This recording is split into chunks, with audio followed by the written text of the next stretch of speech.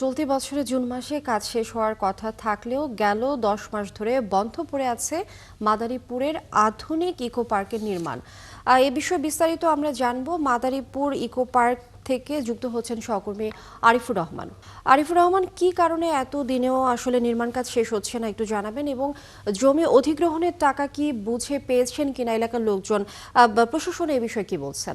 24টি ক্ষতিগ্রস্ত পরিবার এই জমি অধিগ্রহণের টাকা বুঝে না পাওয়ার কারণে কিন্তু এই ইকো পার্কের কাজ কিন্তু বন্ধ করে দেয়।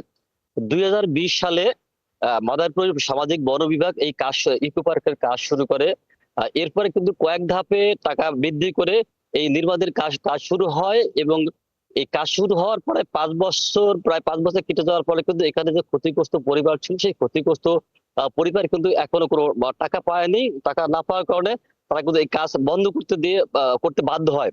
এবং গত সরকার আমলে যারা ছিল তারা কিন্তু প্রতিবারই এই এই তার যে ক্ষতিগ্রস্ত পরিবার আছে তাদেরকে আশ্বস্ত করে যে টাকা বুঝিয়ে দেওয়া হবে। এখানে যে ক্ষতিগ্রস্ত পরিবার আছে তাদেরকে তাদের আরো বেশ কয়েকটি দাবি ছিল। দাবির মধ্যে ছিল এই যে ইকো পার্ক আছে, ইকো পার্কের বাইরে যে কিছু ফসলি জমি ছিল, সেই ফসলি জমি এই ইকো পার্কের ভিতর দিয়ে যদি আনা করতে পারে, সেই কারণে তারা কিন্তু এখানে পিছনে একটি ঘেট নির্মাণের দাবি তুলেছেন। সেই ঘেট নির্মাণও তারা করে নাই। এই ক্ষতিগ্রস্ত পরিবার তারা টাকাও পায় নাই, এবং এখানে যেটা ঘেট চাইছে সেটাও পায় নাই।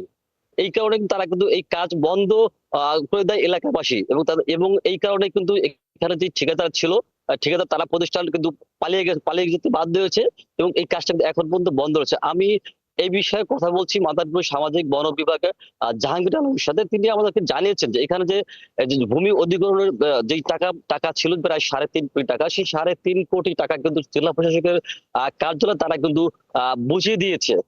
এই বিষয়ে আমরা কথা বলছি মাদারীপুর জেলা প্রশাসক কার্যালয়ের অতিরিক্ত ম্যাজিস্ট্রেট আল নোমানের সাথে। তিনি আমাদেরকে বলেছে যে এখানে যে ক্ষতিগ্রস্ত পরিবার আছে তারা আসলে সব কাগজপত্র জমা দিয়েছে, সেই কাগজপত্র যাচাই বাছাই করছে, এবং যাচাই বাছাই প্রকল্পে যদি কাগজপত্র তাদের সঠিক পাওয়া যাবে, সেই সঠিক কাগজ অনুযায়ী তাদেরকে টাকা দেওয়া হবে, এবং এই যে কাজ এবং দ্রুত করা হবে, এবং এই এই যে ইকো পার্ক নির্মাণ কাজ আছে, এবং ইকো পার্ক নির্মাণ কাজ দ্রুত চালু হবে এবং ক্ষতিগ্রস্ত টাকা পাবে।